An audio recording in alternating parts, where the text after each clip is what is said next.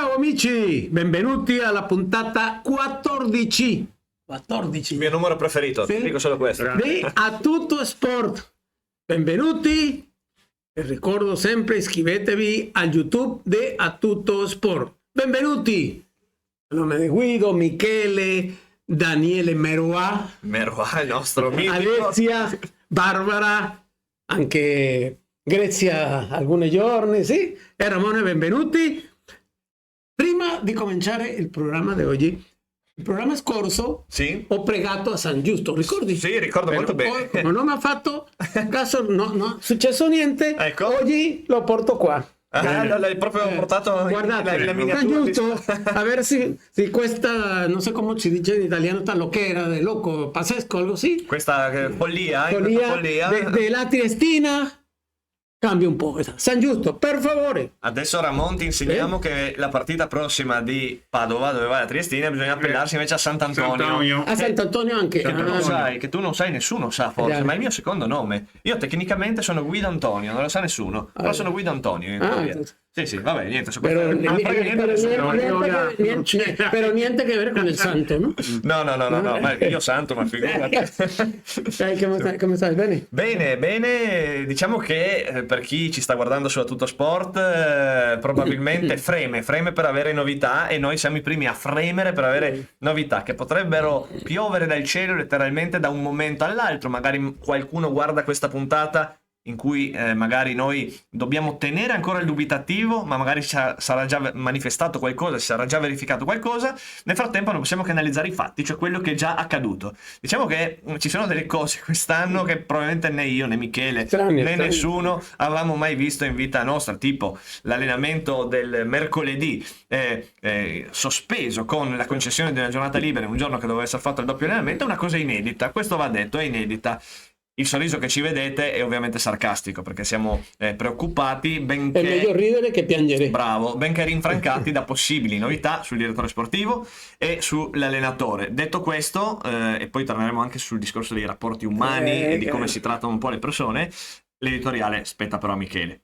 Michele. Sordi di Remoso cazzi Sai. tua. Zitto sto. Zitto sto. Sì. Parliamo di pallamano? Ma che, come No, iba a Anche la moneta. pensare sulla moneta perché che diceva Michele. Niente. Sono sempre esatto. Non dice niente. Gran pareggio della pallamano su un campo difficilissimo, anche se sono nelle ultime posizioni, come diceva anche Thomas Postomia, partita all'ultimo secondo con un gran pareggio secondo me. Partita difficile della pallamano,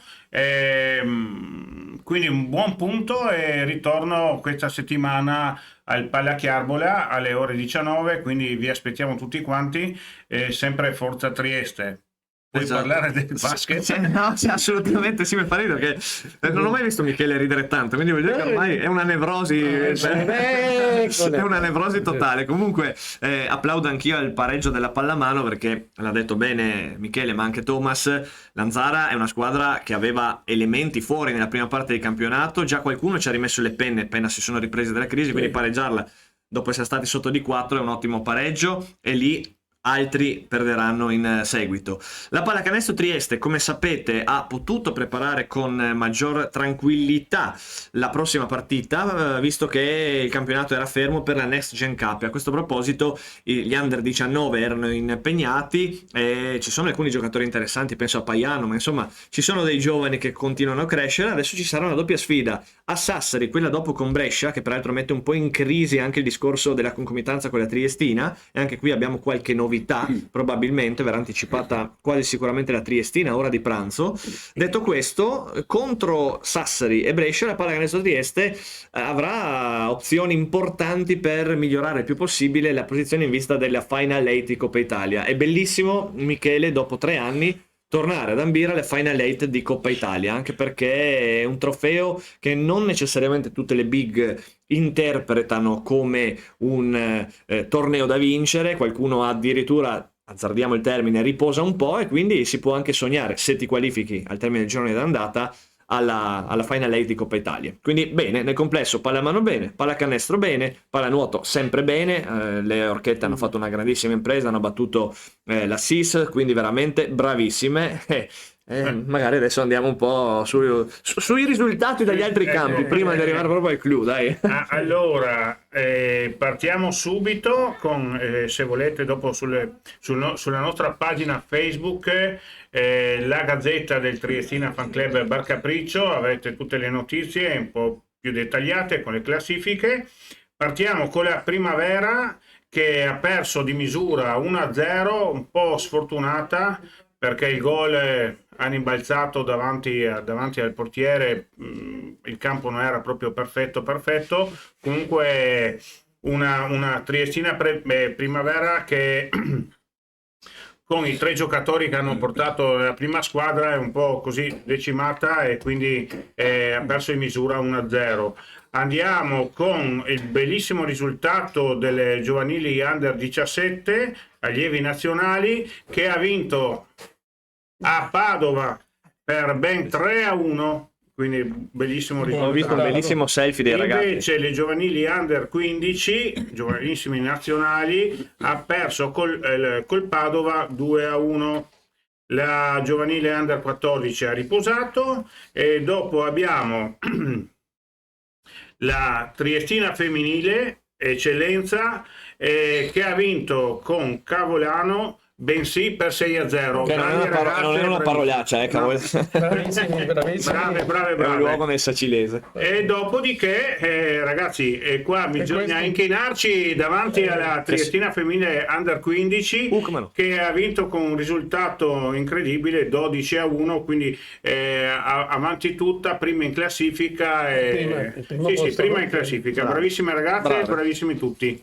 Brave, oltretutto hanno lanciato un bellissimo segnale di sportività nel corso del weekend. Ricordiamo, era la giornata internazionale il 25 contro la violenza sulle donne, per questo avete visto tutte le giocatrici, i giocatori con questo segno rosso. Aggiungo che mi è piaciuto in maniera strepitosa il discorso che ha fatto Paolo Condò, nostro grande giornalista a Sky, se non erro in questo caso. Un bellissimo discorso, anche perché io sono tendenzialmente contrario alle mode, quindi magari si catena un po' un dibattito anche tra chi sono parecchio contrario alle mode. Lui ha detto sostanzialmente che questa cosa dei messaggi recitati da far dire al grande allenatore, al grande giocatore in occasione della giornata contro la violenza sulle donne, eccetera eccetera, sono un po' privi d'anima, nel senso che di fronte a un tema così importante come quello della violenza contro le donne, recitare un copione non è granché, piuttosto ognuno esprime la sua opinione, ovviamente di condanna se possibile a questi fenomeni, ma non è il caso realmente di recitare di copione. Un intervento che è coraggioso secondo me, ma che ho apprezzato tantissimo, perché la penso uguale. È triste vedere questi professionisti che recitano un copione così per... Vabbè, questa è una cosa mia. Comunque viva le donne. Prima di fare una domanda sobre il tema della Triestina, del calcio, che siamo tutti ancora... ringraziare a nostri sostenitori, Bar Capriccio, Villacher, Barbecue, Esso Bilar e Pizzeria Donna Amalia. Grazie, come sempre. Grazie a tutti. La domanda.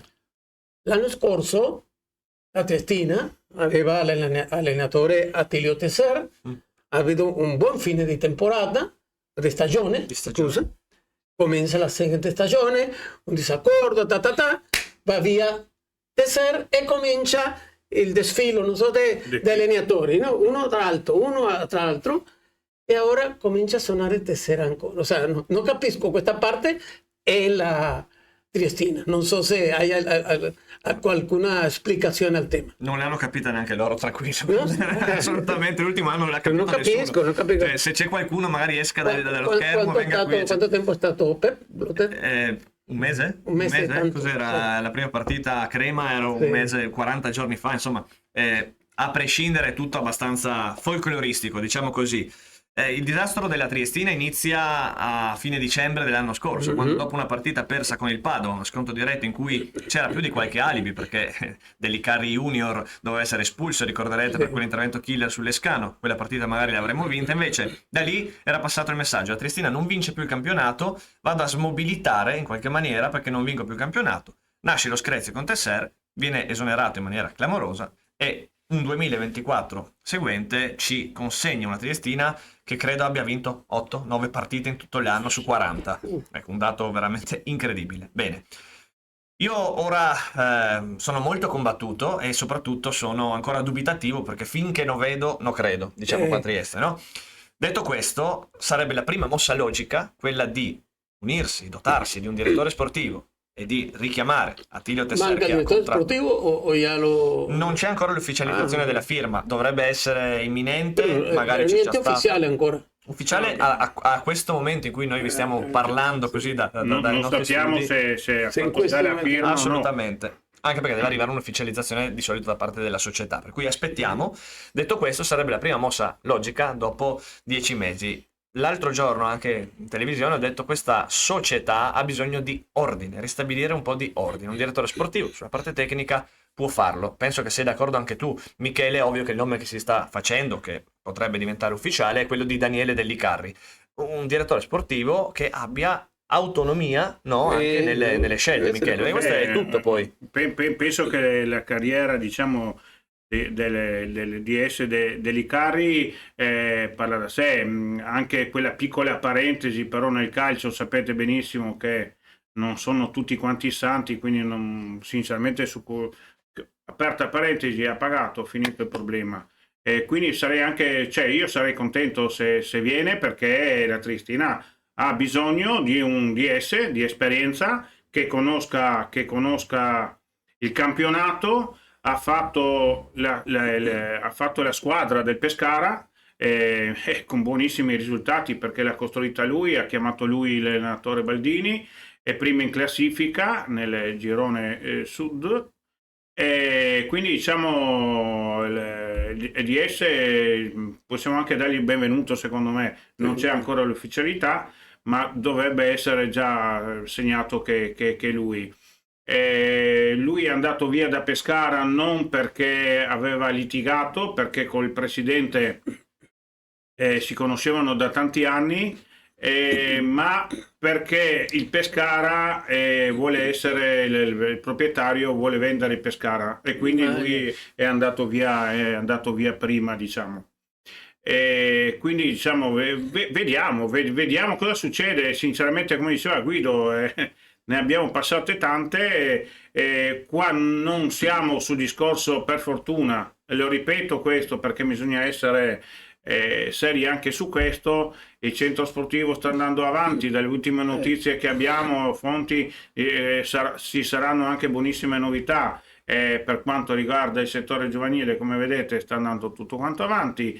Sono la società da una parte è molto seria, dall'altra diciamo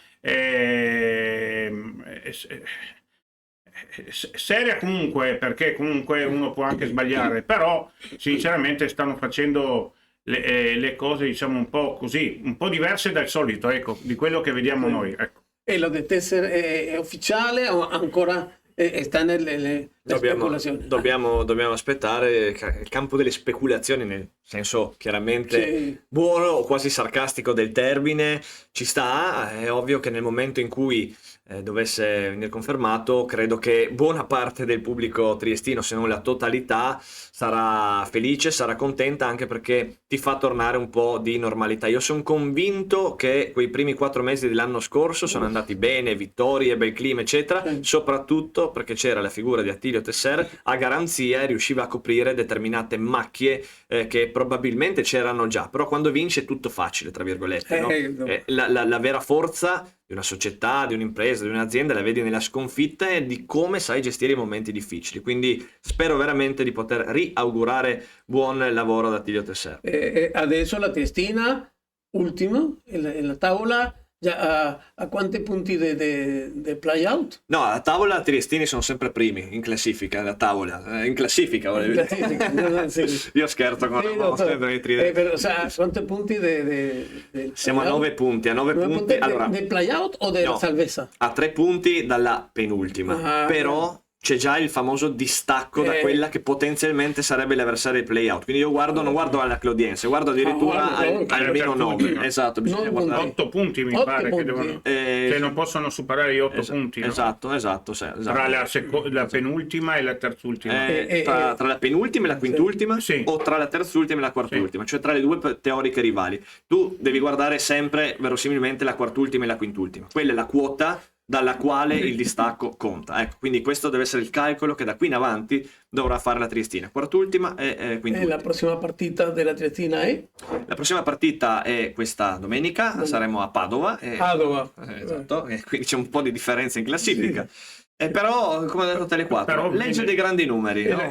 la Però squadra- sinceramente venerdì, che non abbiamo parlato della partita contro Sì. Renate, Sì. sinceramente devo dire la verità, è stato un momento che ho detto, guardavo la squadra che comunque si è impegnata, no? Non Sì, ma assolutamente. cioè, penso anche tu nella radiocronaca, penso che hai visto anche questo, Certo, no? certo. È una squadra che si è impegnata, ha giocato anche bene, avevamo di fronte anche Renate, ma Renate comunque è alta classifica, non è una squadra nelle ultime posizioni. E vedevo questa squadra, la nostra, che con un attaccante buono, no? Non ottimo, ma buono, sinceramente penso che vinceva la grande. Quindi su quell'atto là sono fiducioso. Non ho capito la scelta del mister, per scelta tecnica, il discorso del Vertainen, di metterlo soltanto gli ultimi 2 minuti, ma su questo non mai, cioè, sono scelte che fanno gli allenatori. Per quanto riguarda anche il mister, devo dire la verità, avere da domenica, da lunedì, sinceramente queste voci che rincorrono Tesser, Nuovo DS e via dicendo, non è proprio bellissimo, ecco. Questo è il mio unico appunto che posso dire. Per quanto riguarda il Padova, partita difficilissima, però nel calcio mai dire mai. Assolutamente. con allenatore o senza allenatore la domenica? Che bella domanda, la domanda, però giusto alla Marzullo per chiudere bene la puntata. Intanto, ripeto, abbiamo visto una nuova cosa, nuova in tutti i sensi, la squadra che non si allena il mercoledì. Detto questo, speriamo che domenica ci siano, invece, a questo punto si dubita veramente di tutto. Speriamo. Siamo in chiusura, Ramon, quindi... San Giusto e San Antonio. Esatto, tutte e due. Una mano alla Triestina, una mano. Esatto, Sì? esatto. Magari Sant'Antonio si arrabbia per i danni allo stadio che hanno le Euganeo, no? E quindi Sant'Antonio si arrabbia e per una volta aiuta. Andiamo via. Dai, Dobbiamo andare, andiamo dobbiamo andare, di fare, vada, siamo- vada. Ciao amici. Ciao a tutti, ciao.